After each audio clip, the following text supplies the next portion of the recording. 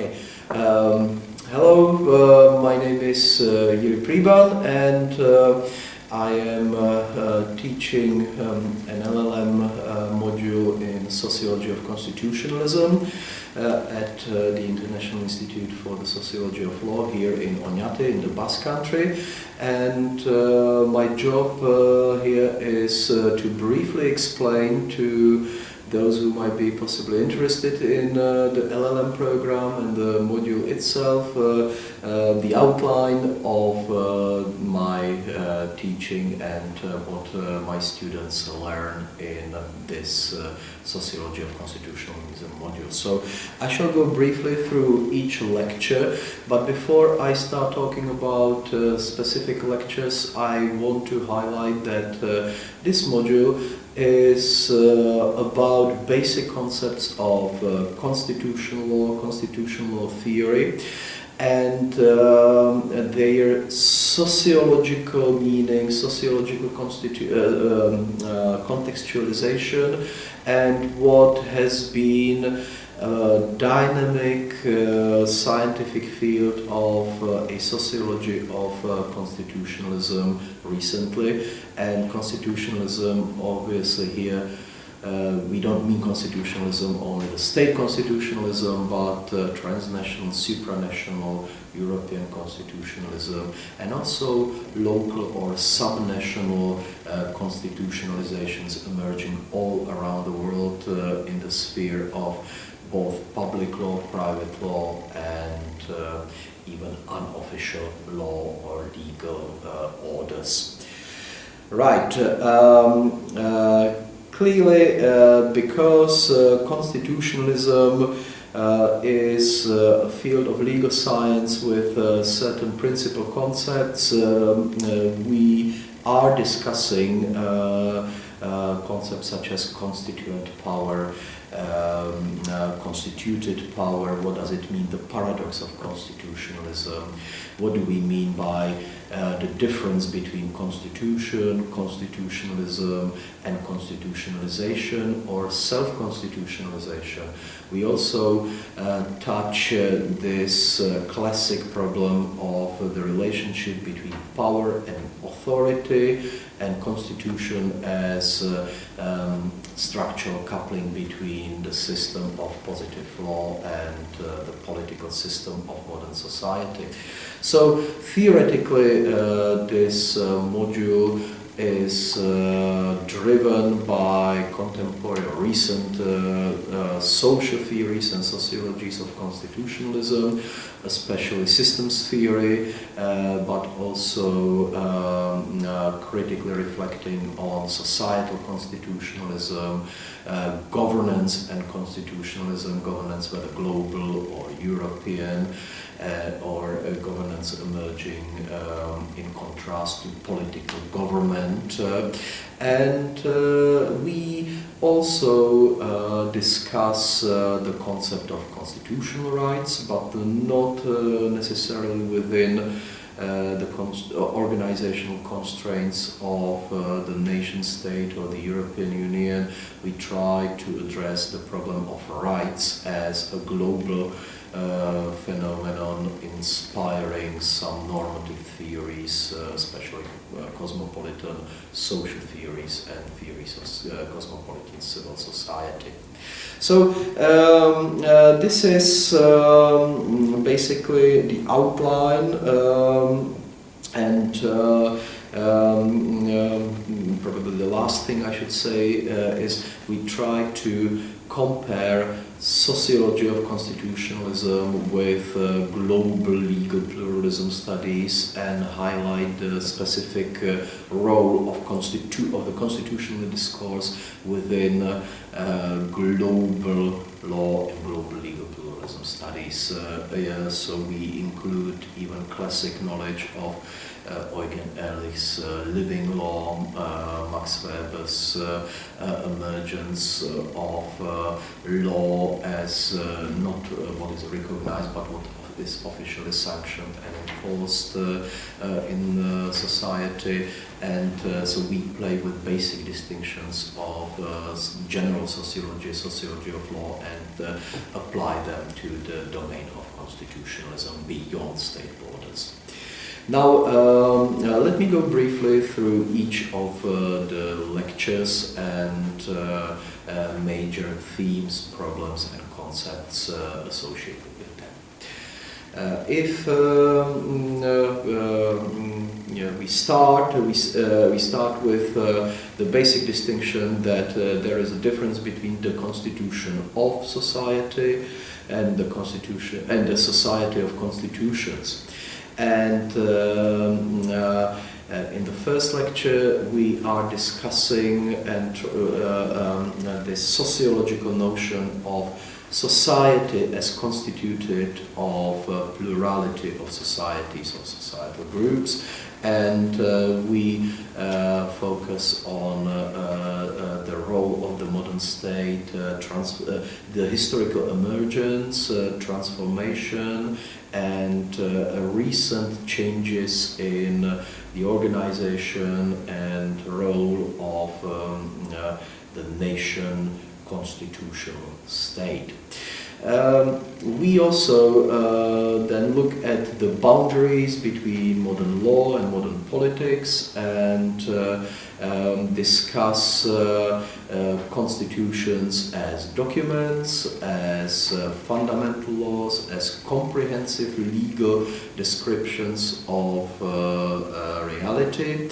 And then we go into the problem of modern constitutionalism, and constitutionalism is described as a doctrine that informs and legitimizes constitutions. This is clearly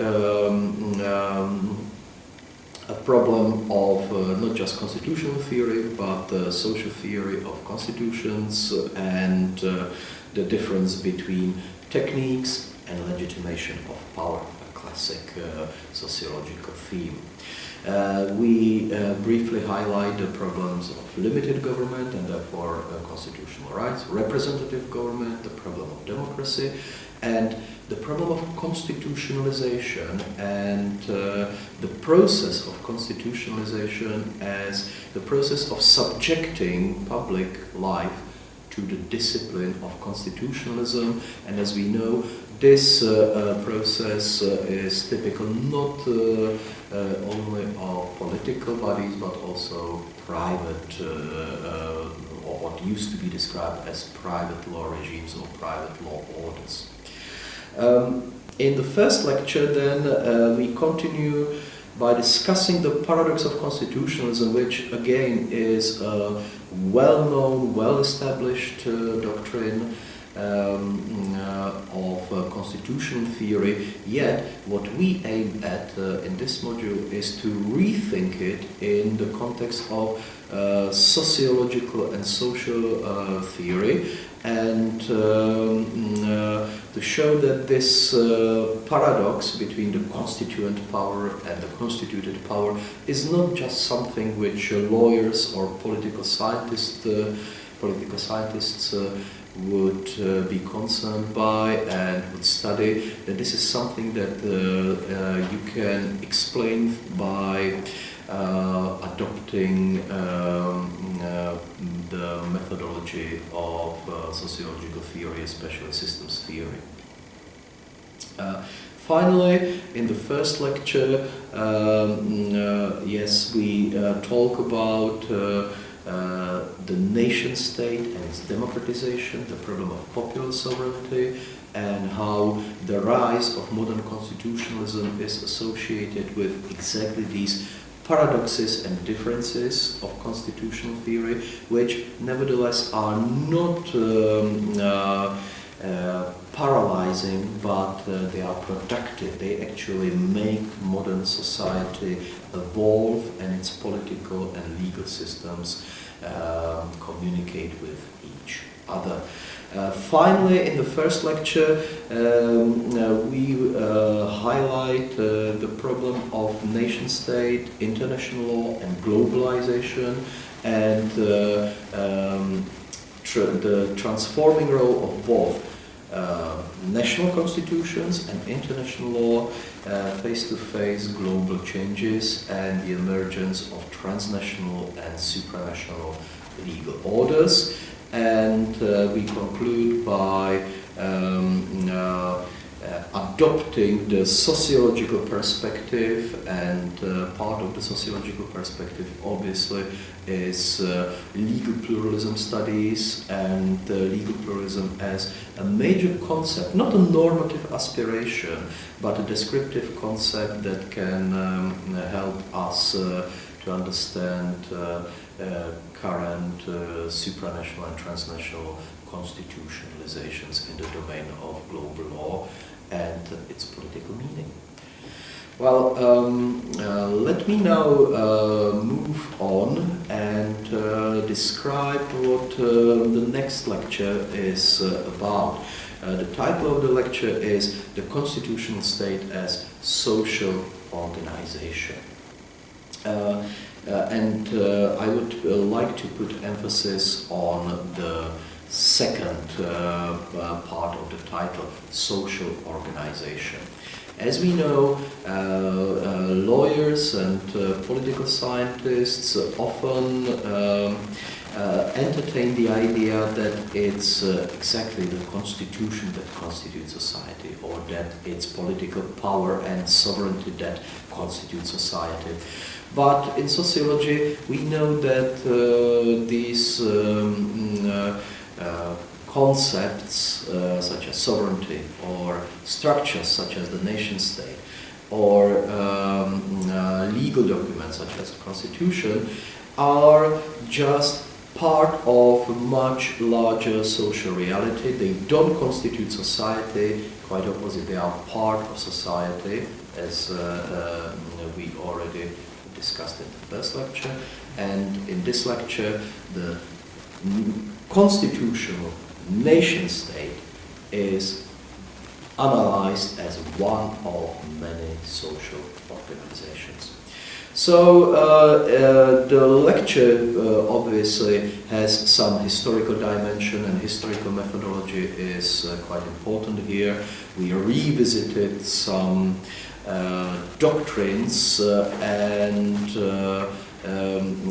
historical doctrines of constitutional sovereignty. We start with Boden, go through Hobbes, and very quickly we then discuss what Talcott Parsons described as the Hobbesian problem in social theory and sociology, and we critically revisit systems theory of Talcott Parsons, and show that actually it is impossible to integrate contemporary society by either political sovereignty or ultimate constitution or some cultural values. So it's differentiation rather than integration that informs contemporary society, including its constitutional and other legal or political structures. This bold statement requires to challenge some orthodoxies of sociological knowledge and Durkheimian scholarship and legacy, which treats the state as a special organ whose responsibility it is to work out certain representations which are good of the collectivity, that it's not a representation of collectivity, it's only one specific organization. And beyond that, we need to rethink what the sovereign rule of law and constitution mean if we rethink it through the sociological method, through historical and functionalist analysis. We can see that power cannot operate without laws, and vice versa, but power and legality, however, are not identical. We abandon hierarchies that are favored by constitutionalists and who rely on superiority of the rule of law and superiority of political decisions in constitutionalism, and instead we highlight the fact that modern or contemporary society loses its structural simplicity and evolves towards much more complex structures of social modernity. So functional differentiation of law and politics is studied against the background of the state organization, and binary coding, legal, illegal, government, opposition, this coding is contrasted to one another. Finally, with this sociological reconceptualization, we conclude that constitutional state needs to, and analysis of the constitutional state needs to engage in power structures. Secondly, it needs to deal with, it needs to abandon the symbolic semantics of ultimate social unity and normative integration. And finally, that constitutional state, even constitutional sovereignty, should be and can be analyzed sociologically within the context of productive rather than limiting power functions. So this is about the second lecture of the module, and after the analysis of the constitutional state as social organization, we are moving into the field which is exploring and examining another big concept associated with modern constitutionalism: nation, nationhood, and nationalism. So the title of the third lecture is Constitutionalism and Nationalism. And we are revisiting here the legitimacy of the modern state as based on the idea that officials can exercise powers only according to established rules, with the very original meaning of the rule of law. And then we contrast it to modernization of politics as its democratization, and democratization as emerging through the legitimacy of a new imagined polity, democratic nation as constituent power. So the paradox of constitutionalism here is contextualized in the history of modern nations and nationalisms. Clearly the concept of the people can have different meaning, and we are examining the distinction between ethnic, pre-political, and democratic political concept of the nation or the people. However, because we are sociologists and not normative political scholars, it is emphasized here that this distinction, like any other, is constructed and bears certain message, and as some scholars successfully argue, that it shouldn't be contrasted as desirable and undesirable definitions of the nation, because even democratic political concept of nation can be discriminatory and excluding some parts, even significant parts of society from political participation and constitutional representation. So the problem of the democratic dilemma of national identity, who is the people, is discussed in this lecture, and contrasted then to the contrasted to the problem of legitimacy and legitimation by popular will, and we also discuss what is culture, what is national culture, and whether culture replaces consensus as a legitimation formula, then the modern state is reconstituted as the nation state that looks for legitimation through its imagined community of a nation. We're studying the problem of national sovereignty as the contrast between self-governing nation within the state and that is vertical link, and this imagination which discusses and describes the nation as a community of a deep horizontal comradeship, as Ernest Gellner or Benedict Anderson put it. The nation is obviously a category which is highly contested, and nevertheless that has its legal definition through the catalogues of rights and procedures of democratic power constitution.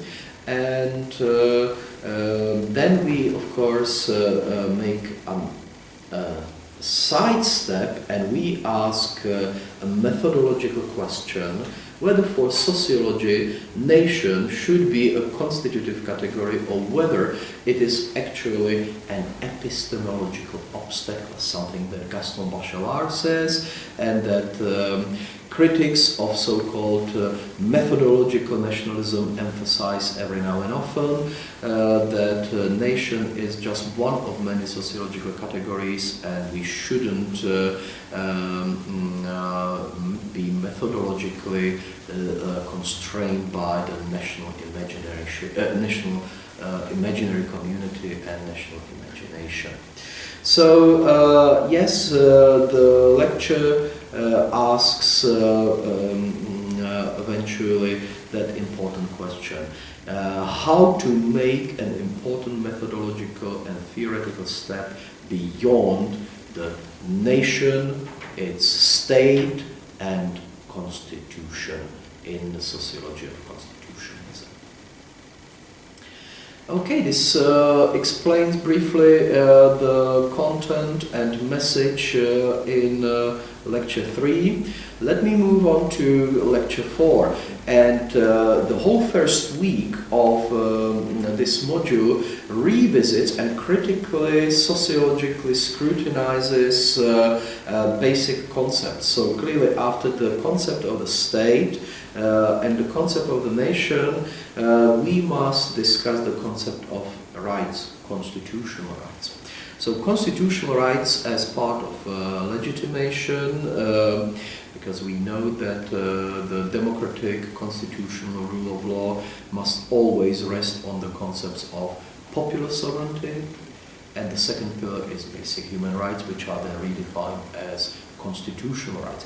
What is the sociological meaning of rights? We have the full sociology of human rights nowadays. We even have cosmopolitan constitutionalism, cosmopolitan human rights, which some scholars normatively described as new Leviathan retrage.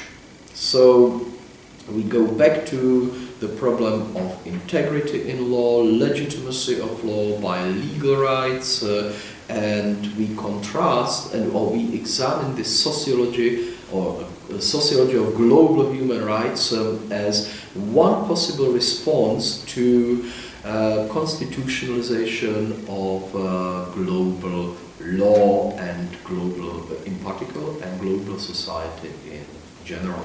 So this is put in the context of ethics of cosmopolitan values and global human rights.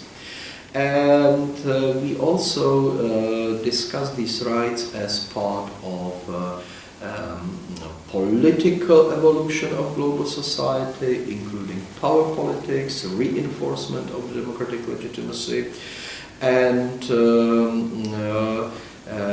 we then put the problem or theme of constitutional rights in post-national global society into the context of global governance, and we study rights and as ethics and policy of social and political transformation of global society. So we study it sociologically, so not only as normative aspirations of global governance, but also as a technique and policy tool of globalized law and politics. Well, obviously here, sociology of constitutionalism has to address some important theoretical notions, theoretical concepts, such as global civil society, as I already stated, global sociology of human rights, so universal universal rights, cosmopolitan civic virtues. So the work of scholars such as Ulrich Beck, David Hell, Daniel Levy, Thomas are scrutinized, analyzed, and put into the sociological context of global power, authority, and rights. So we try to reformulate even constitutional rights as a sociological problem of not just nation state, not just national societies, but global society as well. After this lecture, the next lecture that concludes the first week of the lecture cycle, the final lecture of the first week is on constitutional polity, democracy, and societal differentiation. We all know that polity is another classic concept. We know that we have polity beyond the state, we have polity beyond the nation, we have polity which is not necessarily defined by rights, yet the concept of constitutional polity can never be ignored by sociological analysis of constitutionalism. Here, we try to establish what is polity as and its process of self-constitutionalization as democratic polity. Clearly, as I already stated, modernization means democratization, so modern constitutional polity is a reflection of some self-constituting democratic polity. It is not a metaphor of social or cultural unity, integration, or homogeneity. It's related to power and legitimacy, and it involves the pursuit of freedoms that are generally and equally appreciated by all social actors within this polity. So this specific dynamics that is described as intrinsic part of constitutionalism is subject of our analysis in this lecture. Clearly, what needs to be brought together here is what was discussed in the previous lectures: rights, liberty, constitutions, and their historical emergence, their function. And one of the most important outcomes here is that liberty, guaranteed by the system of rights and enjoyed by polity, constitutional polity, is not the foundation of constitution, and it is rather a contingent outcome of constitutional functions. So democracy is then studied in this module, but not as a normative ideal, not as the legitimation formula, but as a contingent form of government, and that only then as an imagined definite form of a certain reflection of social totality. Well, again, it's a classic problem. It's not just something invented by scholars in the last 10 years, because if you look at Tocqueville's early analysis of democracy as government depending on a shared civic culture, which nevertheless is historically and socially contingent itself, this paradox of democratic polity is revisited and critically examined in this lecture. The question of democracy, of course, is not limited to the nation-state. The question of democracy beyond national society is becoming ever more urgent question of supranational and transnational law and politics.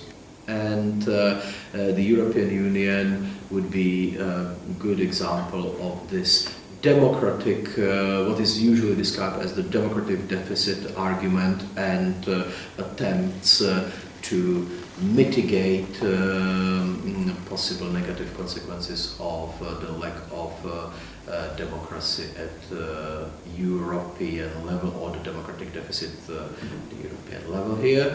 So polity is then described as this constitutional reflection and a contingent outcome of constitutional functions, which therefore can easily and needs to be analyzed within the context of supranational and transnational law and politics. And however, we have to ask the question which has been haunting even the theories of constitutional pluralism, theories of global legal pluralism, or systemically differentiated constitutional law, and that is that if we agree, and I assume we're gonna agree, that polities can be sectorally and functionally differentiated, delimited, the question remains, how far can you go in this differentiation to still keep the very idea of a constitutional polity? This is a question that a number of legal scholars ask, and it's related to, or it's affecting constitutional theory, political theory, and sociological theory of constitutionalism as well. So this is the final lecture of the first week, and during this first week students get knowledge and sociological analysis and critique of basic constitutional concepts, including theories that are classic, Weber, Ehrlich, also Tocqueville, and theories which are recent or contemporary, Teubner, Thornhill, Walker, and a number of other finest scholars of contemporary constitutionalism and sociological theory. After this week, students already have a sociological insight into conceptual and structural problems of constitutionalism within and beyond modern statehood.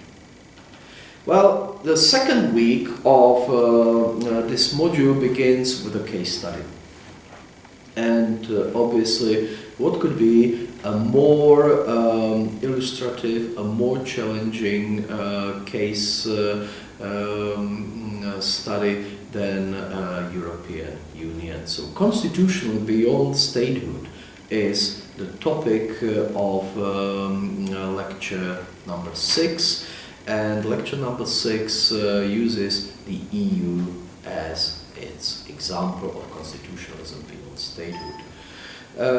We are talking about a European aporia, that the notion of sovereignty is inapplicable to Europe itself, this product of European history in which the constitution of the people and the constitution of the state came together, doesn't apply to the European institutional framework, yet we all speak of European constitutionalism. We start by revisiting some theoretical differences, theoretical notions of European governance favored by neo-functionalist theories and federalist projects, and contrast them to intergovernmentalist approaches. This difference in theoretical approach to European integration is typical. It's as long as the process of integration itself. And then we discuss what does it mean to have a polity without state, polity without statehood. So that's how we. That's why Europe is studied right at the beginning of the second week, because it helps us to understand and overcome constitutional or juridical or political meanings of these concepts, polity and statehood, because European Union is polity, multi-level polity without statehood. So we will study European governance, the system of, and especially the self-referentiality of the system of European governance, which can self-reproduce and self-create its structures and semantics without direct intervention of member states and their governments. So governance and governments is used as a useful contrast, structural and semantic. And then we discuss this EU legitimation. And EU legitimation as by the common benefit, constraining permissive consensus, and now what is emerging later, constraining dissensus. So we discuss even the most recent and current developments in Europe that may not have the government of the people, the government by the people, but certainly has political system which primarily operates for the people, to paraphrase Lincoln's three characteristics of democratic government. In post-Maastricht development in the last 20 years, Europe has become a very complicated, yet that's why much more fascinating case of constitutionalism, not just without statehood, but constitutionalism without a constitutional document, and despite the fact that we know that ever since the mid-1960s, as Eric Steen claimed successfully, that the treaty is used as if it were a constitution, but the document that would be called constitution is missing. So we have constitutionalism without a constitutional document, and we have the constitutionalism without constituent power, and without the nation, without the European demos. So is this post-constituent constitutionalism something else, or is it closer to societal constitutionalism, is subject of our inquiries in this particular lecture. We also briefly discuss European constitutional pluralism, and we discuss this from the jurisprudential perspective initially. So we discuss McCormick's concept of pluralism in the European Commonwealth, and then we extend it to a sociological view of European constitutional pluralism. We study what some scholars recently described as European Juristenrecht, lawyer's law. This is the concept going back to the Sociology of Law of Eugen Ehrlich. Or we discuss also the role of epistemological communities with specific expert professional knowledge, such as European judges, advocates, bureaucrats, academics. And we also, as sociologists, can contrast European law of soft law and hard law. And this is plenty of stuff to push us into more into another generalization and contextualization of European constitutional pluralism in the context of global constitutional pluralism or general sociological theories of constitutional pluralism. Well, using Europe as a case study is fine as long as you don't pretend that Europe is an avant-garde showing the way how the global society, its law, politics and constitution should be shaped.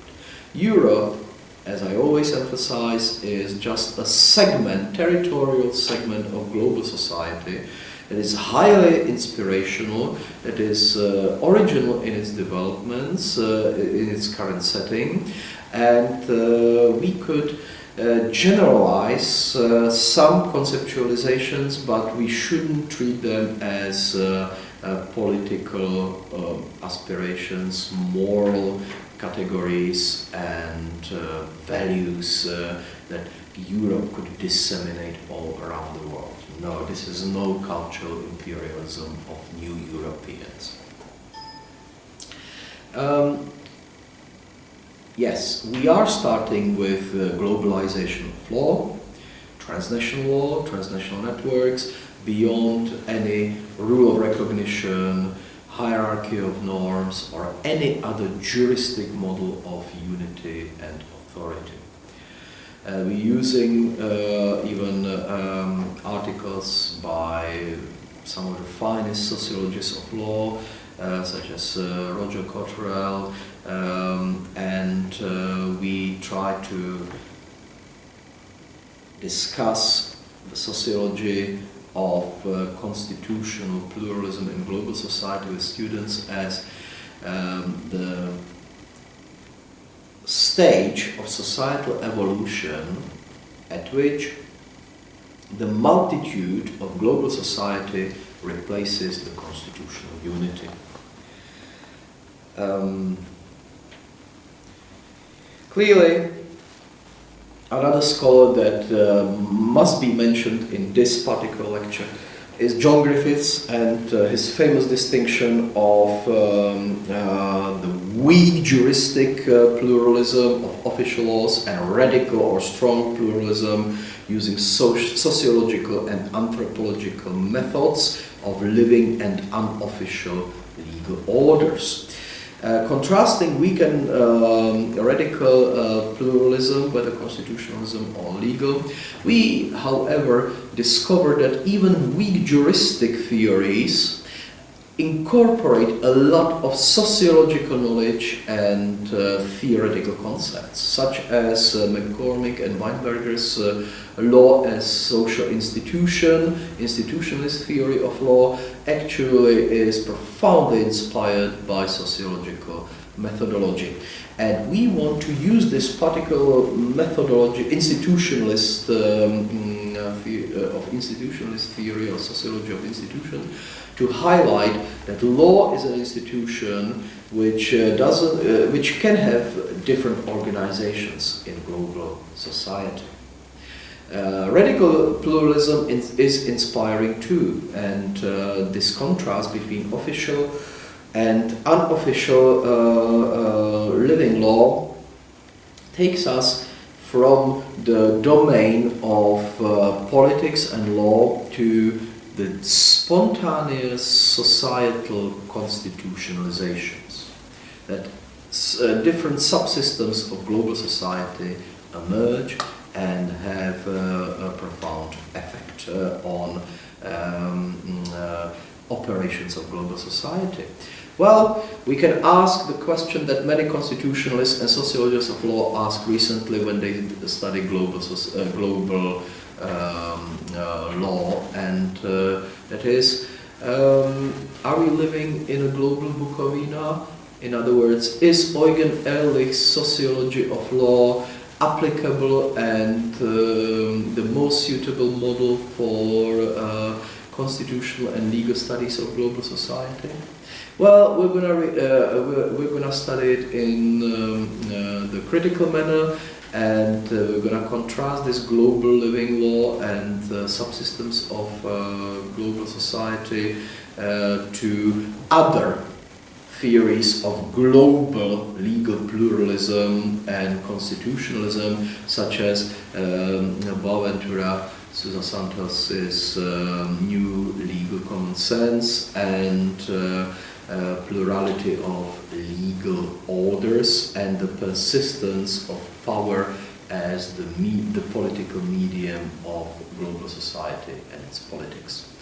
And we're going to finish, we're going to conclude by suggesting to study sociology of constitutionalism as the social field of global society that incorporates national constitutions, nation states, their authority and international law. However, this is not what makes global law and politics law and politics. Okay. Plenty of stuff to think about, to study, and to critically assess. And after this presentation, what comes next is the theory, lecture number 8, and theory of societal constitutionalism and its critique. Yes. This lecture deals with current theories of and sociologies of constitutions, including theory of constitutional fragmentation, global legal pluralism by Geta Teubner, Sociology of Constitutions by Chris Thornhill, and other finest scholars who actually, such as Scully's theory of societal constitutionalism, societal constitutions, that make a significant break by suggesting that constitution is not just structural coupling between law and politics, but the constitution is primarily a legal assistance to spontaneously evolving and self-constitutionalizing social subsystems that don't need law in the first place. So law and constitutionalism means legal assistance rather than legal definition.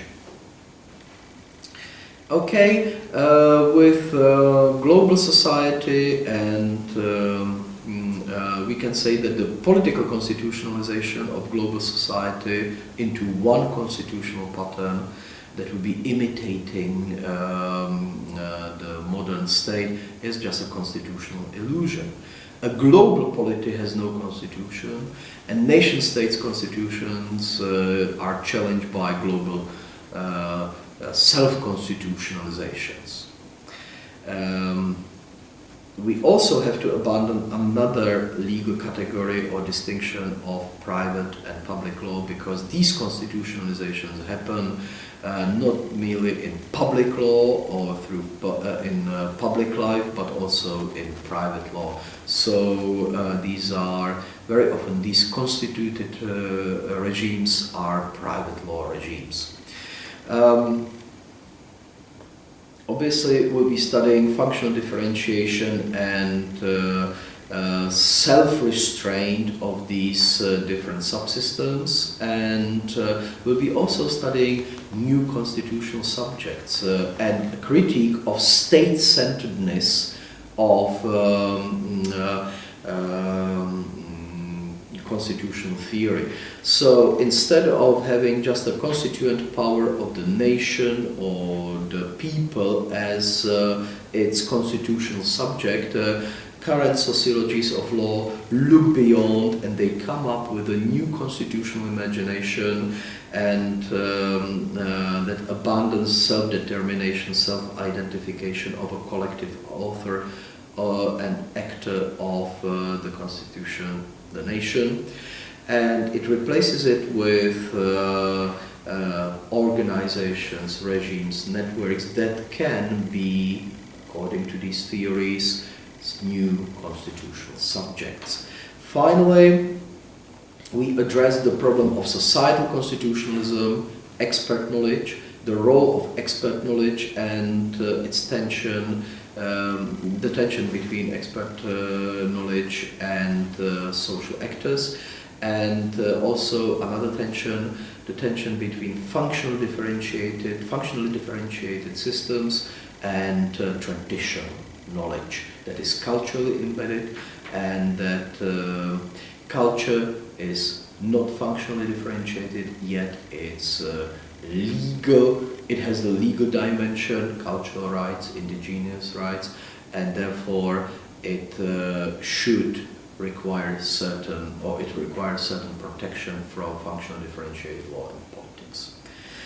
This is where we are leaving the topic of lecture 8, Societal Constitutionalism and its Critical Assessment, and we go back into the concept of societal constitutions as civil constitutions.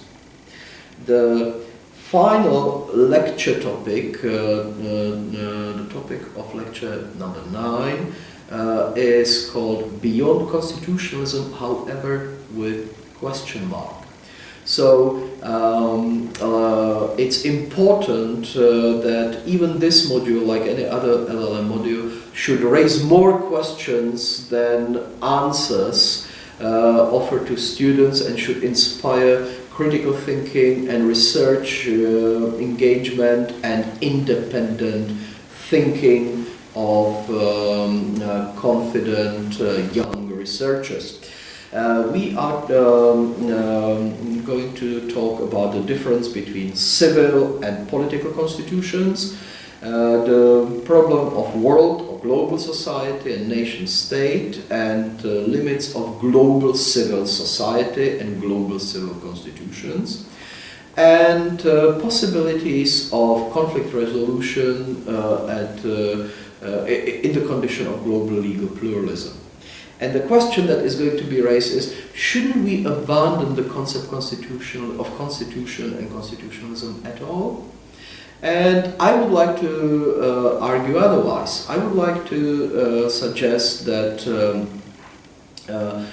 it is exactly now when the concept of constitutionalism is and can be radically reformulated, not as a juridical or political category, but as a sociological category. And global governance and social engineering may marginalize the importance of national sovereigntist politics and constitutional state, yet it doesn't eliminate the problem of power and authority, these first categories of constitution and constitutionalism, power and authority, in global society. In other words, and against the concept of societal constitutions and civil constitutions, I would like to emphasize the fact that you cannot depoliticize global law and politics by societal constitutions.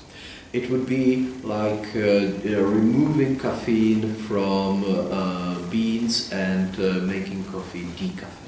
This depoliticization would be decaffeination of global law and politics, and it would be blurring, obscuring the whole agenda of global political system and its legal and its juridification.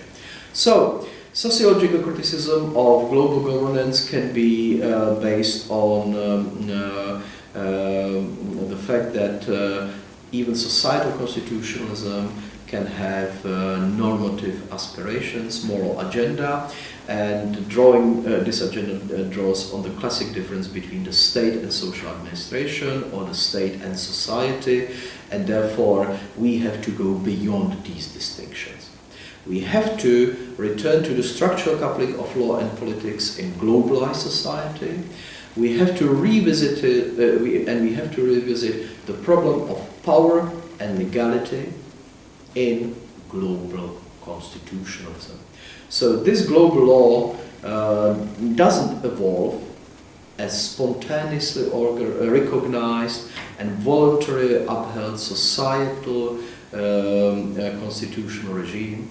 It actually draws on the secondary coding of power, and every sociologist of constitutionalism needs to focus on this interplay of power and legality beyond, within and beyond. This is a coeval process, and these processes are parallel processes of current global constitutionalism. And the structures and semantics of the European Constitution, of the EU constitutional law can be used as evidence that constitutionalism works beyond nation state and constituent power, and global legal pluralism shows that constitutionalization doesn't have to be supranational only, looking for some interplay of authority in supranational delegation of power, but it is emerging and evolving even through transnational networks of politics and law. This is where we conclude, and the final lecture in this 2-week program is reserved for general discussion, critical comments, challenges, and further discussion of these big topics related to the contemporary sociology of constitutionalism here in Oñati and beyond. Thank you very much, and look forward to seeing some of you in classes in the coming academic years.